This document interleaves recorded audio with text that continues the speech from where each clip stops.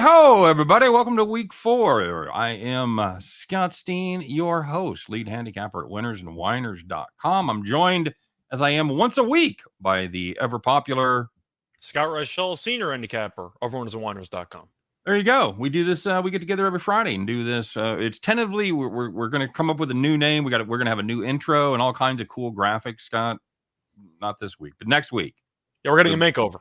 We're getting a makeover, getting a refresh, as they say. And we're tentatively, I want to call it back to school, but I don't know if that'll fly copyright wise, and I don't know how the powers that people feel about that. But I think you and don't give up. Always remember, you're a melon. We're gonna triple Lindy that shit, man. We really are. So does that dive hard? It's impossible. Oh my God! Hey, it's good to be here, you guys. Week 4. Scott and I had a pretty good week last week, as your boy there with the fro went 3-0. 3-0 went Scott Reichel. I went 2-1 as my Toledo Mud Hens. The fucking Toledo Rockets defense really let me down. I knew obviously they're going to have trouble against Ohio State. Make no mistake. However, I didn't think Ohio State would be able to score touchdowns on 11 of 12 drives. Congratulations. Nicely done. So you hit the Georgia first half. Of course you did. You hit your Alabama first quarter. Way to go, buddy. And you took your full play on Army against FCS Nova. Nicely done there. I didn't complete a single pass, and they scored 49 points. I had the easiest bet in college football this season so far. I had the Iowa under. I had the second easiest bet in college football this year at USC to cover 10.5, and the aforementioned Toledo plus 32. Not good. However, we did hit our farm play, Scott. We did have the Charlotte, Georgia State over, and that cashed quite easily, I believe. No, it was 62, wasn't it? Yeah, it absolutely crushed. I want to say it cashed very, very early on in either the fourth quarter or late in the third quarter, but it was just touchdown after touchdown. Neither team got a stop. Reynolds came back. Charlotte won the game. Kind of a thrilling finish, but the game flew over the total. It really wasn't that close. That Charlotte defense is so awful. So that's why the total went up like 7 points in their game against South Carolina this upcoming week. All right. So overall, you are 6-3. I am 5-4. Our farm plays are 2-0, and we are yet to have a consensus, but we do today. So we're pretty excited about that. Let's get rolling, Scott. Say it, buddy. Losers walk. There you go. Hey, before we get rolling, don't forget to like and subscribe. Don't forget to get it's me and you. So I get to tout my premium picks because you don't do premium picks. So I don't have to tout anything. I'll tout your picks for you. Beautiful. I don't give a damn. You know, 3-1 last night. We're having a good run here since the NFL started. So make sure that you get on over there to Winners Wine, click the expert section, and grab yourself some of the Steen Preems, as we say. So is that what there you're you calling go. It? That's a nice little catchy thing you got going there. Oh, you like that? Steen, that is some potential. Okay. I think you might have just made that up. That's actually not that bad. I did just make that. Yeah, well, I'll fucking write that down. Write it down. Very good. Somebody hand me a pen. If you do watch my daily video, there's a nice little discount code for 25% off in that video. So check that out, won't you? All right, Scott, let's get rolling right here. It's the game, college football game that's going to be closest to me this weekend. It is Duke at where? KU, baby. KU Rock Chalk, you 3-0 Jayhawks. It's a football school now. Football school. Sold it out. Mm-hmm. Sold it out for the first time since 2019. That really doesn't count because it was against K-State. And I was at that game, and it was about 60-65% K-State people. So it's the second sellout they've had in 13 years. Welcome back, Kansas football. I've got Kansas right here, Scott. I think this is a pretty good football team. They can run the ball. They can pass when they have to. Defense, not great, but they are good against the run. It's hard to see what Duke's going to be able to do to keep up with them. I don't think Duke has the powerhouse offense to keep up with the Jayhawks here. Jayhawks' third leading team in the nation in scoring. Yes, you read that right. Give me Kansas -7, -116. Scott, what do you got here? So for this first play, it's a consensus play. So I got the same play, but a better one. I got Kansas Ooh. -7 at -110 on BetMGM. All right. You mentioned the sellout crowd, so you know the crowd's going to be into it. Kansas averaging 53 points per game, which is the Right. third most in the nation. Kansas also beat Houston by 18 on the road and West Virginia by 13 points at home. Now, I know that Virginia Tech's an awful team, but West Virginia looked decent yesterday. Good. They'd had a good defense up to that point, though. The Virginia Tech defense had been keeping them in games. Yeah, the point is, though, Houston and West Virginia should be bowl teams. And the fact that Kansas won comfortably, or not comfortably, but the fact that they won against both them, make me believe that Kansas should fare well here at home. Now, Duke is also 3-0, but I mentioned the competition for Kansas. I got to do it for Duke. Duke beat Temple, one of the worst FBS teams in the country, beat Northwestern, which appeared to be a decent win until Northwestern lost to Southern Illinois last week at home. And then they also beat North Carolina A&T, an FCS school, so they haven't played anybody. Kansas, though, is averaging 259 rushing yards per game, which is 7th in the nation. And Duke allowed North Carolina A&T, a game they won by 20 plus, they allowed A&T to record 217 rushing yards, 5.3 yards per carry last week. So Kansas should be able to run the ball. They should be able to do whatever they want offensively. And Duke might be 3-0. I think it's a product of a really soft schedule. I think Kansas responds well here, scores 40-plus points, and probably wins going away. Softest 3-0 in the country, I would say, Scott. It's up there with really only one FCS opponent as well. I think Michigan's is also pretty up there too. Michigan played Colorado State, Hawaii, and who was the other team? They played Connecticut. Mm-hmm. That's a tough. That's kind of equal, isn't it, in competition for easiest strength schedule? No, I mean, no. Colorado State was a borderline bowl team. I mean, Okay, yeah, that's fair too. Okay. When they made the schedule, at least. Yeah. Now it hasn't worked out that way this season, but yeah.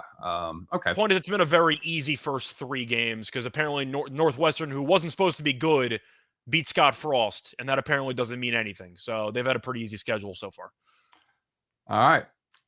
My second pick is going to be the Iowa Rutgers game. Now, take the under, coward. Take the under. Obviously, I'm going to take the under here, and I did for Clar, by the way. I'll give you an interesting stat if you're thinking about taking the under. And I know Scott's making fun of me because the total's actually gone up. It was 33.5 yesterday. It's up to 34. Scott, first of all, it's the lowest total in an FBS game since 2015. Do you know who played in that game? It's got to be the service academies. I'm going to go with Navy against it's either Army or Air Force. Damn it. Give me Army. It's a Mizzou game. Really? I was dead wrong. Okay, fair enough. Mizzou, in 2015, but they played a monsoon or something. I can't remember. I don't remember who it might have been against Arkansas. I can't remember what the deal. It had to have been a monsoon or something. It had to be weather. Yeah. Did it go under? It did, and here's the deal. That leads me right into my segue here about that. Is since 2011, FBS games with a total 37.5 or less, the under is gone 17, 2, and 1. So the under is hit at an 85% clip when the total is 37.5 or less. I got to assume one of those overs was an overtime game. Probably. So don't be afraid of that low number if you want to play it. But here, we're all about giving you the we go out on a limb a little bit. It'd be easy just to sit here and take Iowa under. I like that play. I'm going to do something a little bit different, Scott. I'm going to take Rutgers +8 at -107. This is a Rutgers team that is actually very similar to Iowa in a lot of ways, in that they play really good defense. And they can't move. And they can't move the football. They are number 2 in the nation against the rush, and that's what has my attention. This is an Iowa team that insists they are a running team. And I guess if Spencer Petras was your quarterback, you'd insist you're a running team too. Problem is, they don't do it very well. They average less than 3 yards per carry. They, again, are going to try to run right into the teeth of the Scarlet defense, of the Scarlet Knight defense. This is a Rutgers team that is at home. They're fired up. I like Rutgers catching better than a touchdown against a team that really struggles to move and score. Give me Rutgers +8. It might be a hot take. Am I wrong for thinking that Rutgers has a serious shot to win this game? No, not at all. Not at all. In fact, if I end up I'm trying to get together with my capper of the week and we each take an underdog play. It's going to be my underdog play. I think it was like +235. I've got it right here in front of me. At +270 now. I like the value there. I mean, the Yeah. thing is, I know that Chiano had a kind of a checkered past there with his connections to the Penn State program. He's a hell of a football coach. I think he Great might be the defensive most coach, especially. I think he might be one of the most underrated most underrated coaches in the country. Because Rutgers, I know they made the bowl game on a technicality last year. He's won more games at Rutgers in like 2 years than the previous two coaches combined. He's Yep. actually been productive there. I think he's a very good coach, and he's not afraid to run some trick plays. Expect some trickery, some random potential big play. I think Rutgers has a shot to win this game at home.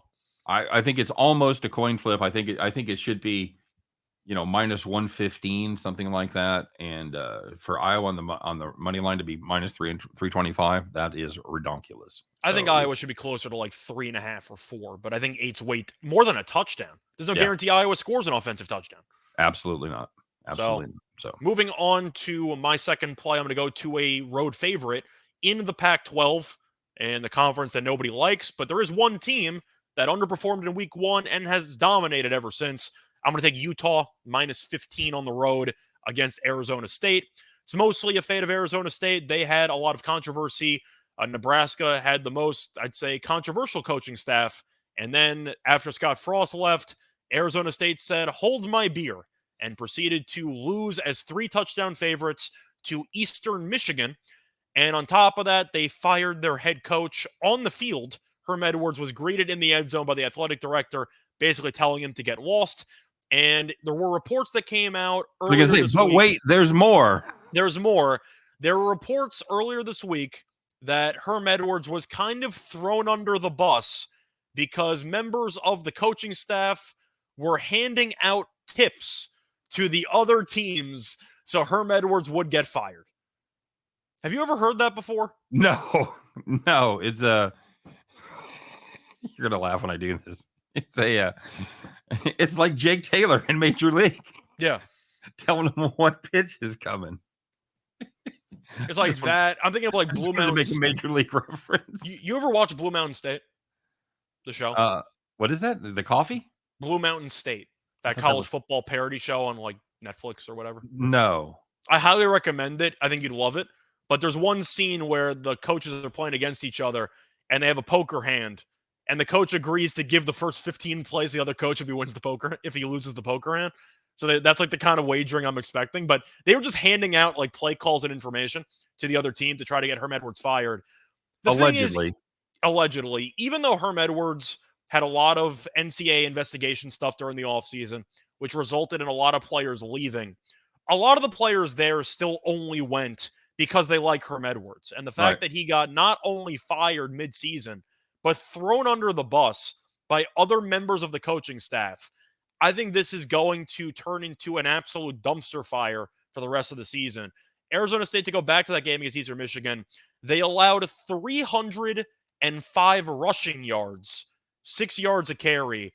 I know Utah's not afraid to run the ball, and Utah's got a lot of physical players in the interior. I think they'll run the ball well. And since losing to Florida, I know Utah played San Diego State, a bad team, and they played Southern Utah, an FCS team. But they've outscored their last 2 opponents 108-14. Yep. Utah, in its first conference game of the season, I think they're going to be that classic team we see every year that loses in week 1 and then dominates the rest of the year because they're pissed off. Utah is still a very good football team, and Arizona State is not very good, and they're also dealing with a lot of turmoil from the actual coaching staff. I think they're a pure fade. I think Utah wins this game going away by 3+ touchdowns. Who's a better state? Who's a better state? Okay. Who's a better team, San Diego State or Arizona State? I think Arizona State is, because at least they have a quarterback that's better than Burmeister. Like, Emory Jones is okay, but Arizona State offensively is not great. I just think Utah is a really good football team. And just because they lost to Florida in the swamp, very tough place to play, I don't think Arizona State's thrilled about the rest of the year. I think the players want to go home. I don't see a circle the wagon situation. Let's win this one for Herm. I think this team's going to be a dumpster fire the rest of the year. Do you agree with me? I just think Utah wins going away. I think there's a real good possibility of that. I do. I don't know what there is to like about Arizona State. I mean, it wasn't even just I said before, I'm not going to try to repeat everything I just said, but it's one thing to show up because you want to play for a coach. When other assistants who are still with the program are trying to overthrow and form a coup against the head coach, that's got to reflect poorly on the players and morale. Morale's got to be lower than any other program right now. I would think so. That's a disaster. When you find out when you've got those guys in the program that are out there giving it their all, and then find out that somebody's been sabotaging them on purpose. The coaches are sabotaging the players. But yeah, that's the staff, exactly. That's what I'm saying. So, yeah, that has the potential to be a gigantic mess right there. So give me Utah. I still think in my eyes they're a top 20 team in the country. Yeah, Arizona State might not even be top 60, and with the morale issues, they might not even be top 80. I'm going with Utah. Fair. Okay. All right. For my last pick, I'm going to go back to the Big 12. The opening conference play. It's going to be Kansas State plus 13 at Oklahoma. This Kansas State team, they had the inexplicable loss last week as they fucked around and let Tulane stay in it. No, look at it, Spot.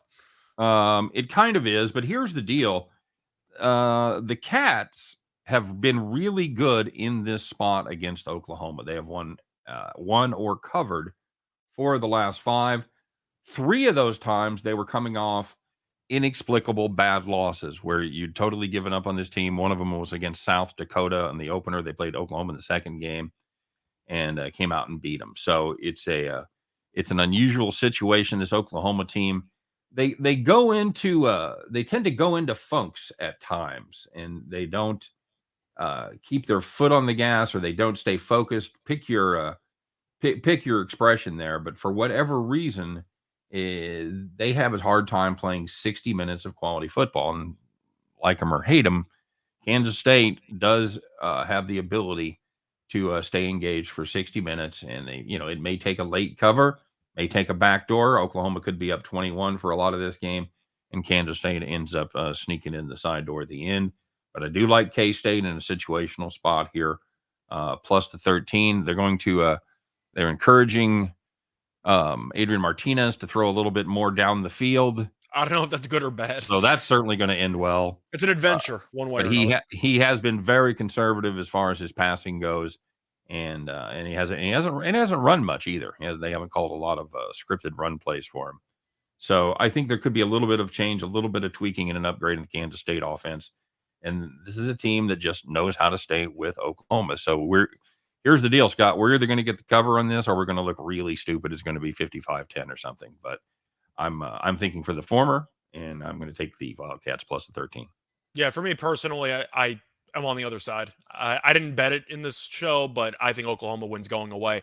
I'm not sure how much of Kansas State's recent performances against Oklahoma were due to either Skylar Thompson being an extremely underrated quarterback, which was proven in preseason, or B, Lincoln Riley in particular, just not being able to coach defense to save his life.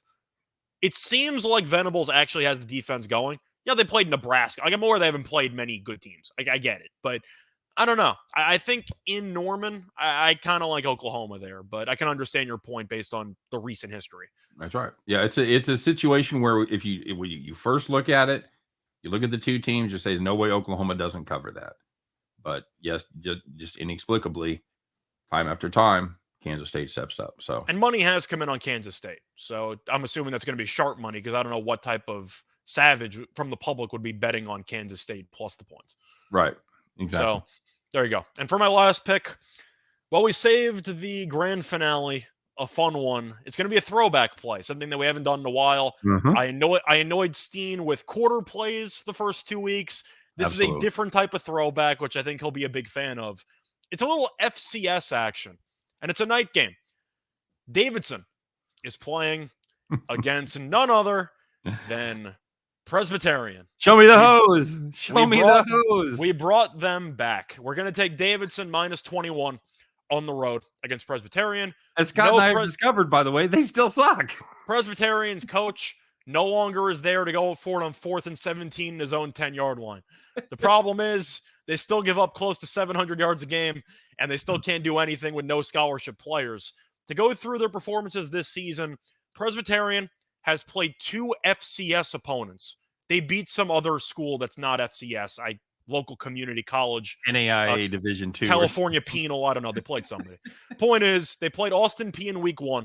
They lost 63-0. They played Western Carolina last week. They lost 77-21. So against FCS opponents, they've lost each of their first 2 games by at least 56 points. They've given up at least 63 points. Last season they played, Davidson won 70-35. Davidson had 351 rushing yards, 6 yards a carry, and 6 rushing touchdowns.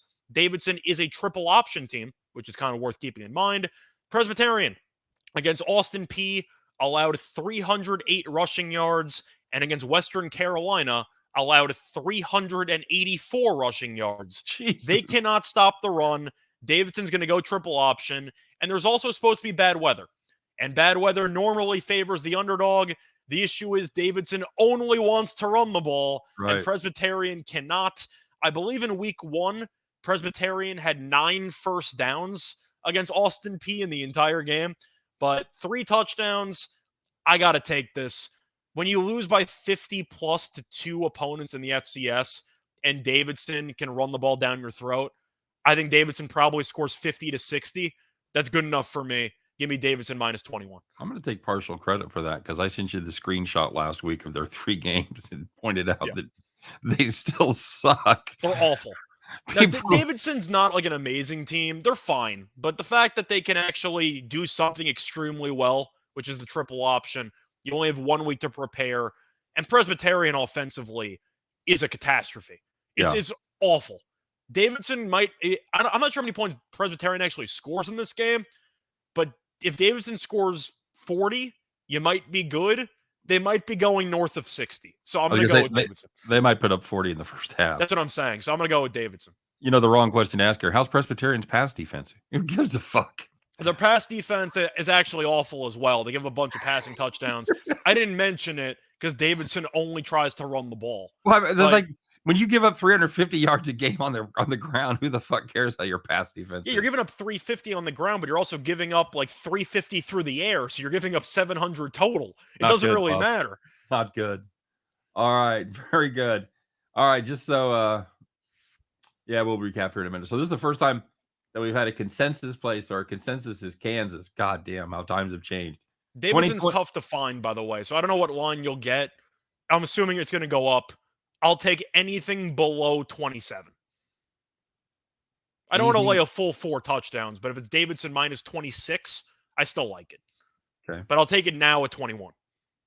All right. Very good. I'm assuming you're going to bet that personally too, because we kind of have to for the jokes at this point, right? You have to. And by the way, if you watch this show on Friday and you go and you can't find it, do not panic. Do not be pissed off. On most books, the FCS lines won't be up until late Friday night or early Saturday morning. There will be a line on this at pretty much any reputable book, right, Scott? It will go up, but I'm telling you, if it's less than 28, I don't really care. Less than 27, anywhere from 21 to like 26 and a half. It has my blessing. All right, very good. I'm just writing your picks down here. But it's a home game for Presbyterian. Don't you care? Do people show up to their games? I would show up for the entertainment, you know. Well, they did last season, but a lot of that was Kelly, you know. All I know is they gave up 70 points last year to Davidson. If you want to see points, you go to the game. Your team's just not going to score many of those points. Yep, absolutely true. All right. Very good. And that's going to bring us to the one, the only, you know it, you love it. It is time once again, ladies and gentlemen. I think you guys are in for a treat this time because I think there's a rumor that something's about to happen that hasn't happened yet. So let's do it. Let's throw on our weekend overalls, climb aboard our John Deere, get out our keychain with the Lucky Rabbit's foot on there, give that motherfucker a rub, put the keys in and fire that bad boy up because kids, once again, It is. Oh, no, Scott, it's not that time yet. Hang on. I got nothing ready here. There we go. All right. It is time once again. Jesus, I'm rusty, buddy. I'm rusty. To Bet the Farm. I said it's time to bet the farm. Thank you.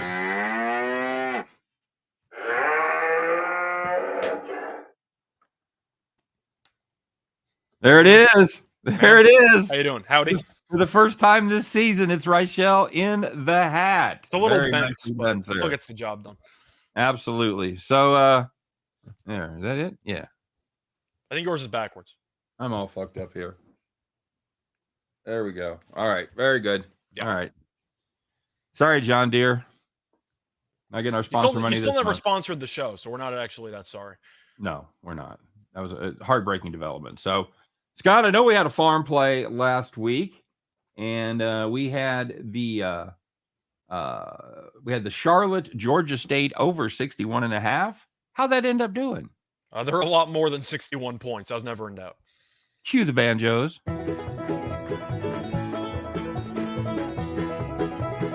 Yee-haw! All right. So we're going to try to keep our perfect 2-0 streak intact with our farm play for this week. Scott, what do we got cooked up, buddy? Well, you know that I went to the University of Wisconsin, and On I'm a Wisconsin. proud alum of the school. You know, always back. I never fade my teams. Just kidding. I fade them all the time. We're going to fade them again because I like Ohio State, or we like Ohio State minus the 18. You want me to read it off, or you want Go ahead.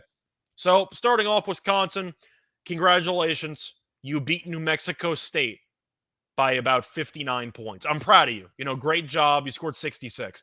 The problem is against Illinois State and Washington State, you scored a total of 45 offensive points because you ended up having a pick six in there against Illinois State. So offensively, you've not been very good. And you're looking at Ohio State's weapons, they got a lot of them. And they're all really, really good. Because you have Smith and Jigba, who actually did nothing last week in a 77-point game, which is kind of weird. But he's a great receiver. Harrison Jr. is incredible. You still have Henderson as a running back. They got elite weapons all over the place. Stroud's still a good quarterback. We think that Wisconsin, simply put, is too slow to cover all of these weapons that Ohio State has, especially in Columbus. We think Ohio State will have the home crowd behind them. They'll dominate. I just mentioned it a second ago. Ohio State scored 77 points against Toledo last week. 11 touchdowns on 12 drives. If Ohio State scores 35 or 42, are you even sure Wisconsin gets to 20 in this game? Because they only scored 14 at home against Washington State. Yeah. So we think Ohio State should do enough offensively to get the job done there. And Wisconsin has, historically speaking, been awful in Columbus. The Badgers are 0-5-1 ATS in their last 6 meetings in Ohio State. We think Ohio State is going to steamroll past this team. Wisconsin had a great game against one of the worst FBS teams in the country. Congratulations. Now you face Goliath. Have fun. I think Ohio State wins this game by at least 3 touchdowns.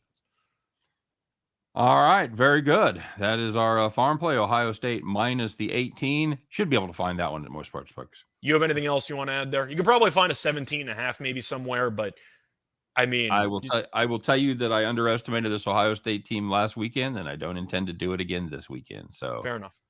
I'm all on board with that play. So just to recap here before we drop off, Scott and I each have Kansas -7 at -110. I've got Rutgers +8 and Kansas State at +13. Skeeter, what you got? So once again, I got Kansas minus the 7. I have Utah. What the hell is a Ute? -15 at -115 on BetOnline. And I also have Davidson -21 against our favorite fade, the return of Presbyterian. Very good. And our consensus play, our farm play is going to be Ohio State minus the 18 against on Wisconsin. Scott and I will be jumping around after that bet, right, buddy? Yes, you should be. Okay, very good. All right, guys, that's going to do it for the show. As always, we thank you for stopping by. Hey, don't forget to drop a comment in there. Let us know what you think of the show. And most importantly, let us know what your best college play is. We've given you ours. We've given you our 3. That's all we ask out of you guys. So tell us your best college play. What's the one, if you had to do it, gun to the head, you had to put all your money on it, what's the play you'd make? We'd like to know it. All right. So, that being said, everybody have a great weekend. Thanks very much for stopping by. We appreciate it as always. Have a great day. And yeah, come back and see us next week as we do our college show here on Back to School. You guys take care. We'll see you then.